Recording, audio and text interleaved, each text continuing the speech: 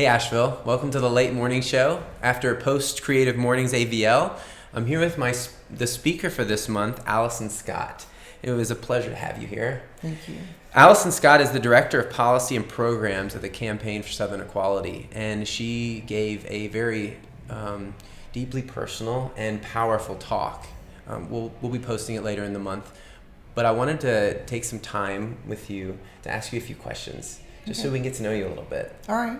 That wasn't enough? That was, well, this is a little bit closer and more comfy. Yeah. So the first question that we like to ask our speakers in this time is, what inspired you about this month's theme of flow?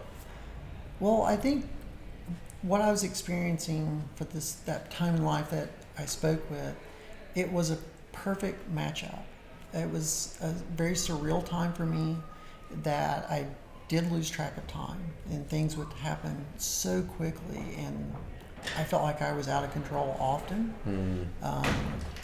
And so I think it kind of fit the definition of what flow is. I focused so intently on it, and then it was done, and it's like I don't even know how it happened. And I love that connection you made with either being in control or being in the flow. Yes. And how if you're trying to maintain control, yes, I mean, I don't know if it's a definitive no, but you felt like that's the barrier to flow. That wanting to hold the control. I think there's multiple barriers, and that is definitely one of them. And the other one you mentioned, was distractions. And fear. I think those are the three. And I had spoke to a lot of people over the years, and I was like, how did you do it? And I kept wanting this like magic answer, like, okay, but how did you do it? And that was the control piece.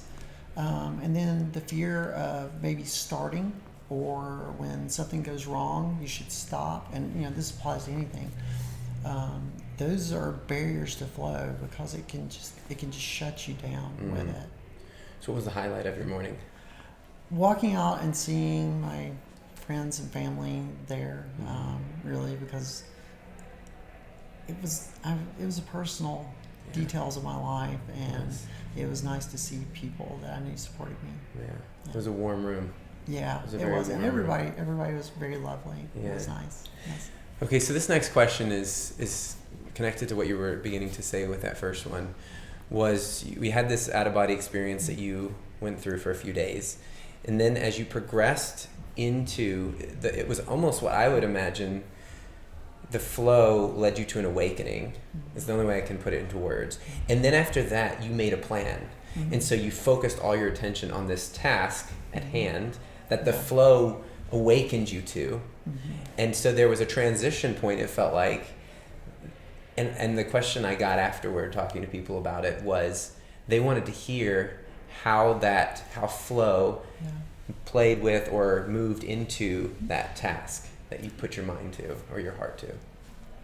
Yeah, I think that's a great question.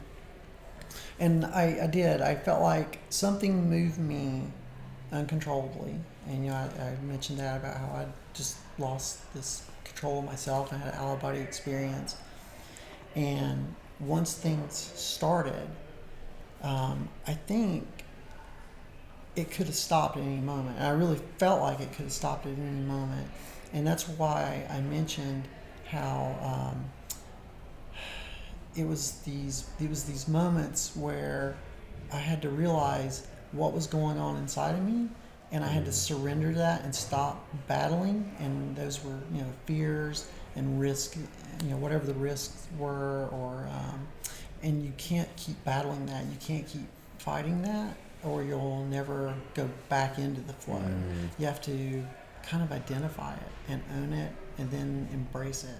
So would you go back into flow throughout the process, of the year-long process? Definitely. Okay. Oh yeah, there were times I would definitely do that.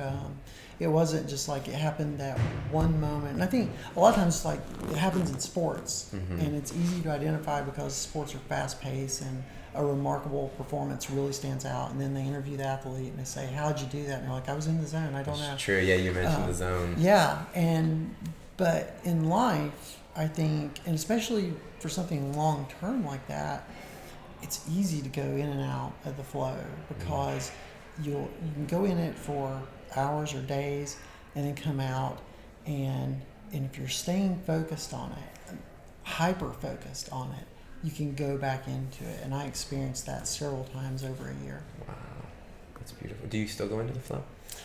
I- Is it different flows as life has been Yeah, I mean, moving I've tried to along? apply that to other things in my life since. I try to apply it to something I'm working on. If it's important to me, if it's one of my big rocks, I focus on it. I turn off my phone, I turn off emails, everything, no music, nothing. And I just work on that.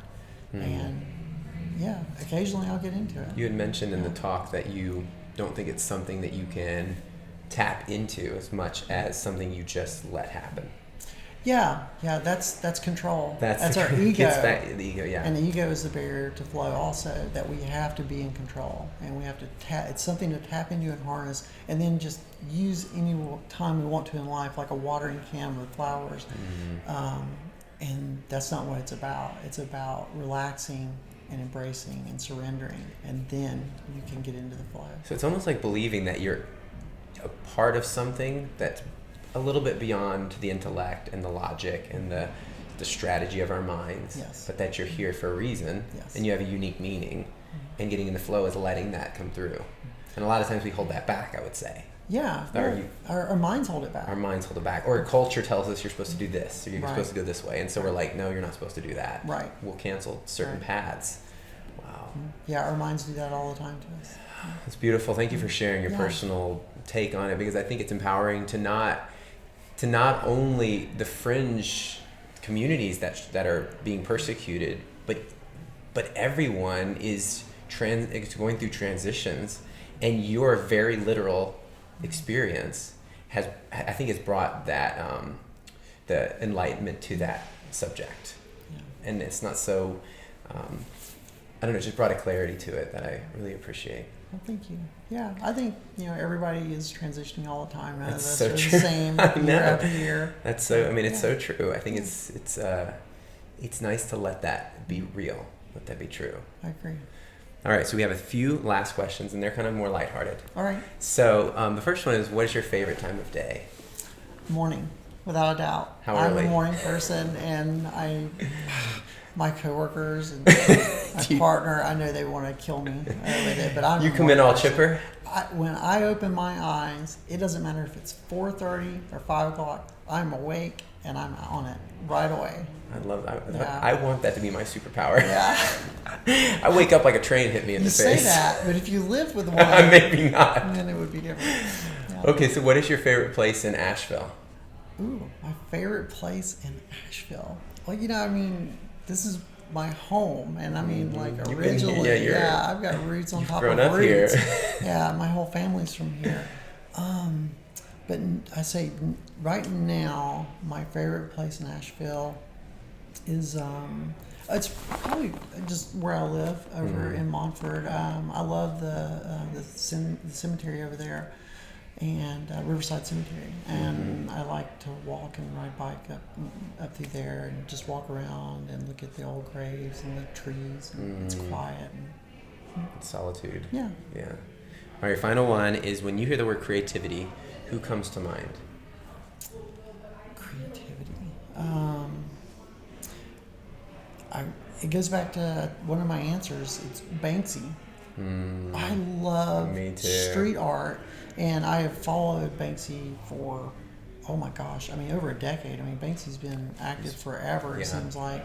And I just love what they do. I love how they take something that oftentimes, we classify as graffiti and cover up, and it is art, and it's also powerful and moving and contains so many messages that are that we can apply to our lives. I love Banksy. Yeah, I don't know how they do it. I know, it's Yeah. amazing. Well, this was a great morning, and I'm so Thank you. happy, and we're so honored that you were here and gave that talk. And I would like to invite you all to go and watch it. As soon as we get it posted, you'll be moved by it, and we'll also put some links in this video if people want to get in touch with you or get connected to what you're doing and all the good work you're doing in this community. Thank you. Thank you. I appreciate that. Thank you, Tim. All right.